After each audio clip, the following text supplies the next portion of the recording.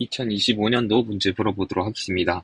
자, 모든 성분이 3바이 3인 대칭 행렬이 나왔습니다.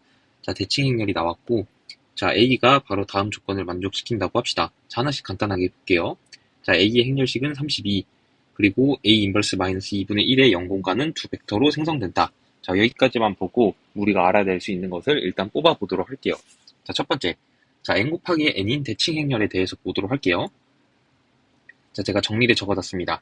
자, A가 n 곱하기 n인 실계수 행렬이라고 합시다. 자, 지금은 n이 3이겠죠? 3 곱하기 3이니까. 자, 그러면 첫 번째로 A는 우리가 대칭 행렬이다 라는 것과 이 1, 2, 3번이 동치가 되는 거예요. 자, A는 직교 대각화가 가능합니다. A가 대칭 행렬이라면. 그리고 A는 n개의 고유 벡터인 정규 직교 집합호를 가진다라는 것입니다. 즉, 이게 어떤 말이냐면 지금 우리 이 실계수 행렬인 이 3 곱하기 3 대칭 행렬 A를 의미하고 있죠. 자, 그러면 A는 직교 대각화가 가능한 거예요. 왜냐하면 일단 대칭이 되니까요. 자, 직교 대각화가 가능하다라는 것은 A는 P 인버스 D, P. 자, 이렇게 표현을 해줄 수 있다는 게 바로 대각화 가능하잖아요. 직교 대각화라는 것은 이 P가 있죠, P. 이 P가 이렇게 각 성분이 이렇게 9개가 있을 건데 3 곱하기 3이니까 이 각각의 이 행이 바로 서로 독립이 되고 그리고 크기가 1이고 각각 직교한다라는 거예요. 즉 여기 행과 여기 행을 내적을 했을 때 0이 나와야 된다. 이 세 가지를 모두 만족시켜야지 바로 정규 직교 집합이 된다라는 것이죠. 자, 이해되시죠? 자, 그러면 이제 일단 문제를 보도록 할게요. 자, 행렬식이 32라고 나왔습니다.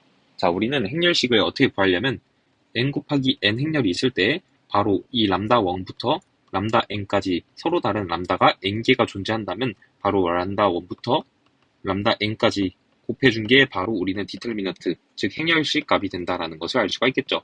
자, 번외로 람다 1부터 서로 다른 람다 n까지 더해주면 바로 이것은 대각합이 된다라는 것을 우리가 알고 있습니다. 자, 그렇기 때문에 지금 3 곱하기 3이기 때문에 우리가 만약에 서로 다른 이 람다 1, 람다 2, 람다 3에 대해서 요 곱시 바로 이제 32가 되겠다라는 것을 첫 번째 가를 보고 우리가 알아낼 수 있겠습니다. 자, 이제 나를 보도록 할게요. 자, 지금 A 인버스 마이너스 2분의 I죠. 자, 이것을 그냥 저희가 다르게 표현을 해볼까요? 이 부분을 그냥 무슨 한 행렬로 표현을 해볼게요. 그냥 이거를 B라는 행렬로 표현해볼게요. 자, 행렬 B의 0공간이 두 벡터 두 개로 생성이 된다라는 것은 지금 보면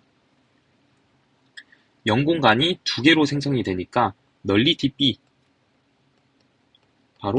B가 바로 2라는 거죠. 이해되셨죠? B는 지금 요거를 제가 B라고 둔 겁니다. 자, 두 개로 생성되기 때문에 널리티 B가 두 개입니다. 자, 근데 우리 이 정의를 보고 갈게요. 자, 만약에 A라는 게 n 곱하기 n 행렬이라고 합시다. 자, 그러면 A가 가역인 거랑 A 가역이니까 역행렬이 존재하고 역행렬이 존재하려면 디터미넌트 A가 바로 0이 되지 않는다라는 것까지 우리가 알 수가 있겠죠. 자, 그러면 디터미넌트 A가 0이 되지 않으니까 여기가 0이 아니니까 무조건 X가 0이 돼야 되니까 AX는 0에서 바로 X는 자명해. 즉 X는 0만 바로 답이 될 수 있다라는 거죠. 그리고 또 동치인 게 랭크 A는 N이고 바로 널리티 A는 0이 돼야 된다는 사실이에요. 우리는 어디에 주목을 해야 되냐? 바로 널리티 A는 0, 여기에 주목을 해야겠죠. 자, 우리가 지금 위에서 이 행렬을 B라고 놨어요. 근데 B는 두 개로 생성되기 때문에 널리티 B가 지금 2인 거예요. 즉 널리티가 바로 0이 아니죠. 0이 아니기 때문에 바로 어디까지 올라갈 수 있다? 이 행렬은 가역도 아니고 이 행렬의 디터미넌트는 0이 돼야 되겠다라는 것까지 알 수가 있겠죠. 이해되셨죠? 자, 저것에 의해서 이 B라는 행렬이 바로 디터미넌트 B, 요게 0을 만족해야 된다라는 거예요. 자, 이해되셨죠? 자, 그럼 디터미넌트 B는 뭐다? 바로 요거를 의미하는 겁니다. 자, 그래서 제가 요거를 써주도록 할게요.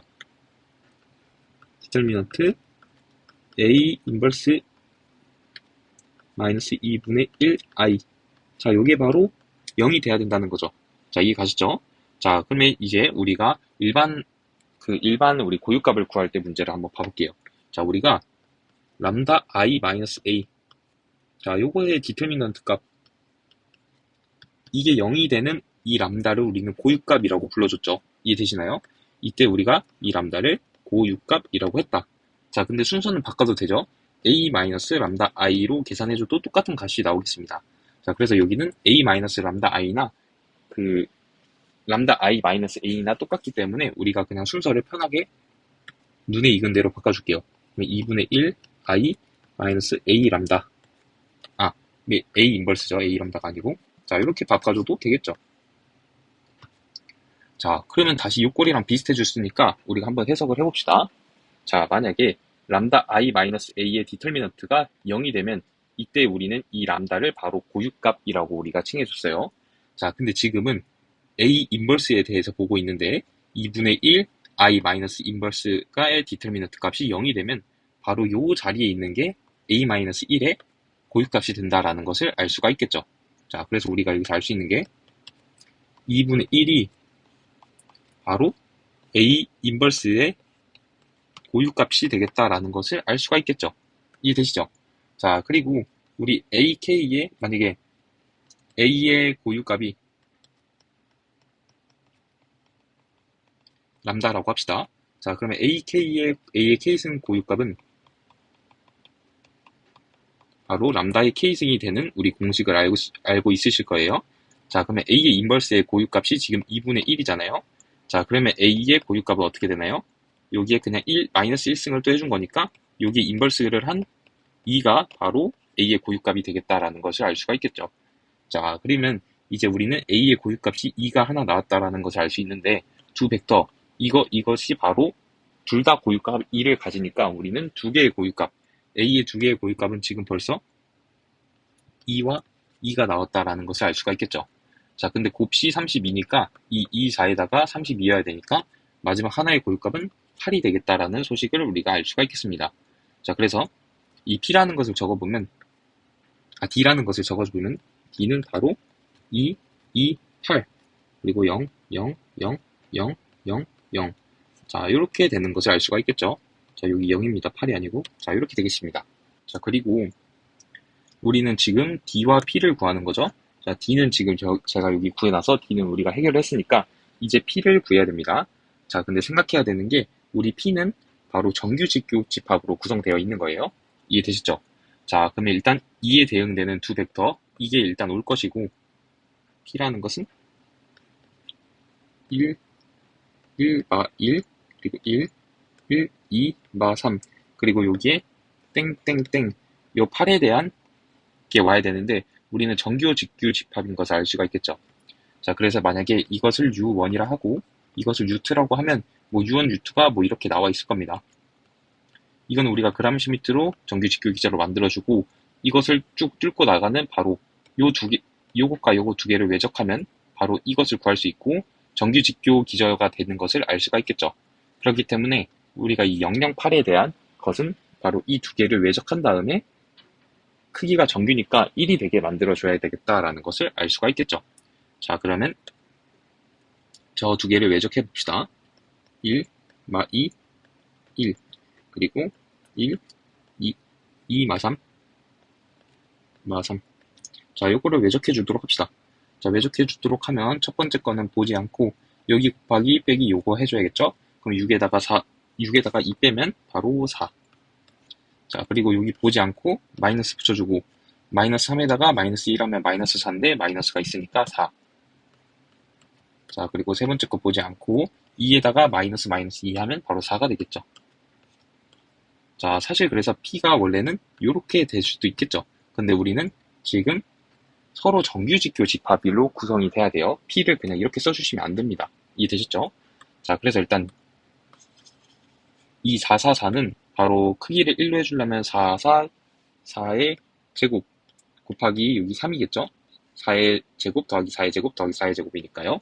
그리고 루트를 씌워주면 바로 4 루트 3이 되는 것을 알 수 있어서 자, 여기에 4 루트 3을 넣어주면 루트 3분의 1, 1, 1 이렇게 된다라는 것을 알 수가 있겠죠. 자, 그래서 여기는 다 이제 루트 3분의 1, 루트 3분의 1, 루트 3분의 1 자, 이렇게 되는 것을 우리가 알 수가 있겠습니다. 자, 이제 이것과 얘네 각자가 바로 정규직교가 되게 해야 되는데 우리는 그러면 그냥 여기다가 1, 마 1, 0을 하면 더해주면 0이 되겠죠. 그래서 우리는 1, 마 1, 0으로 둘 겁니다. 자, 근데 이것의 크기가 또 1이 돼야 되니까 바로 1제곱 더하기 1, 루트분의 1. 즉, 루트 2분의 1을 곱해줘야겠죠? 그러니까 여기는 루트 2분의 1 마이너스 루트 2분의 1. 자, 이렇게 돼야겠습니다. 이해되시죠? 자, 그래서 여기는 0이 들어가고 마이너스 루트 2분의 1 그리고 루트 2분의 1. 자, 그 다음에 이 가운데는 그러면 요 부분과 요 부분에 다 모두 정규 직교가 돼야 된다라는 것을 알 수가 있겠죠. 그러면 우리가 1, 2를 생각해 봅시다. 마이너스 2를 생각해 볼게요.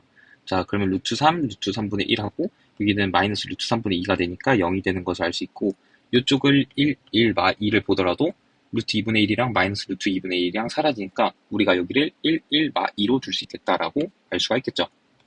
그래서 여기를 이제 1, 마이너스 2. 자, 이렇게 둘 건데 이것도 크기가 이제 정규직교니까 1로 만들어줘야 되기 때문에 1 플러스 1 플러스 2의 제곱 4 루트분의 1 요걸 해주면 루트 6분의 1을 취해줘야 된다라는 것을 알 수가 있겠죠.